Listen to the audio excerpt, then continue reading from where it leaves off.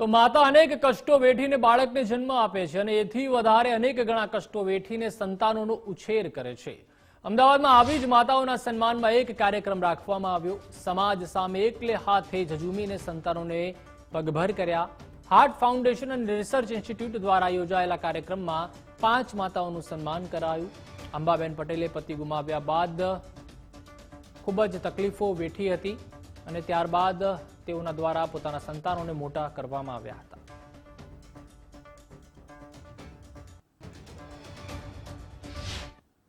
મારી ઉંમર 39 વર્ષની અને એ પછી 45 વર્ષના ભાઈ હતા।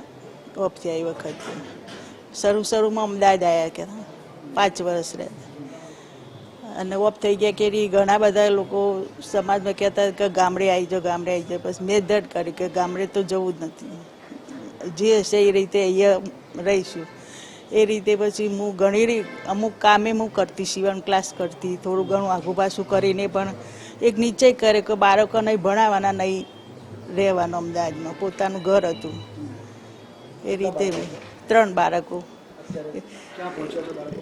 એક મોટો બાબો ડૉક્ટર અને નાનો બાબો એન્જિનિયર અને બેબી સામાજિક કામકાજ કરવાનું છે। કે માતાઓ છે ને ક્રેડિટ નથી લઈ શકતી। લાઈક મારી મમ્મીને એવું લાગે કે અમે લોકો મોટા થયા અને અમે બધું કરી લીધું, પણ હું સાક્ષી છું એની। અમારા ઘરમાં એવું થતું હતું કે ઘણી વખત તેલ ખલાસ થઈ જતું હતું અને શાકભાજી લાવવાના પૈસા ના હોય, કારણ કે એ સિચ્યુએશન્સ ઘણી વખત એવી ઊભી થતી। તો આ જે આખી જે કરકસર છે, ઘરને બધાને બાંધીને રાખવું, બધાને સંસ્કાર આપવા, જે આ મૂલ્યો મમ્મી અમારામાં આપ્યા ને એના લીધે આજે અમે એક સારા માણસ બની શકીએ, વ્યક્તિત્વ બની શકીએ ને એના કારણે અમે આજે આટલા આગળ છીએ। એટલે હું એટલું કહીશ કે માતા, મારા મમ્મીએ જે કર્યું છે ને એના કારણે જ અમારું ઘર આજે છે। મારો ભાઈ ડૉક્ટર છે, બીજો ભાઈ એન્જિનિયર છે અને હું સામાજિક કાર્યકર્તા બની શકી તો just because of my mother. કે નાનપણથી જ્યાં હું જન્મી ત્યાં મા બાપ પણ એટલા જ ગરીબ હતા કે એક ટકનું ખાવાનું હોય તો અમારે બહુ જ વિચારીને મમ્મી એક ટાંક રોટલી બનાવતી અને અમને તેલ અને મીઠું અંદર લગાવીને આપતી અને સાંજે બટેકા બાફીને એની ઉપર મરચું મીઠું, એટલે અમને રોટલીને શાક ભેગું ખાવું હોય તો ખૂબ વિચાર કરવો પડતો હતો। ત્યારે હું દીકરાને લઈને એકલી ઘરની બહાર નીકળી હતી ત્યારે મારો દીકરો 6 વર્ષનો હતો અને હું સુસાઇડ કરવા જતી હતી। ત્યારે મારા દીકરાએ મારો હાથ પકડીને મને એમ કીધું કે મમ્મી તું રેલના પાટા ઉપર સૂઈશ, ગાડી આવશે તો હું બીસ નહીં હો, હું તારી જોડે સૂઈ રહીશ। અને એના એ શબ્દ એ મારા માટે એટલા બધા કામ કરી ગયા કે આજે હું તમારી આગળ એક સક્સેસ વુમન તરીકે છું।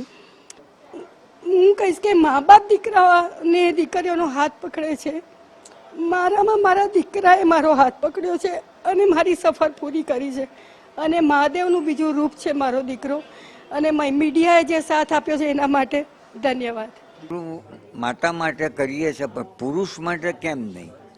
કારણ કે પુરુષનો બી ભાગ અગત્યનો છે।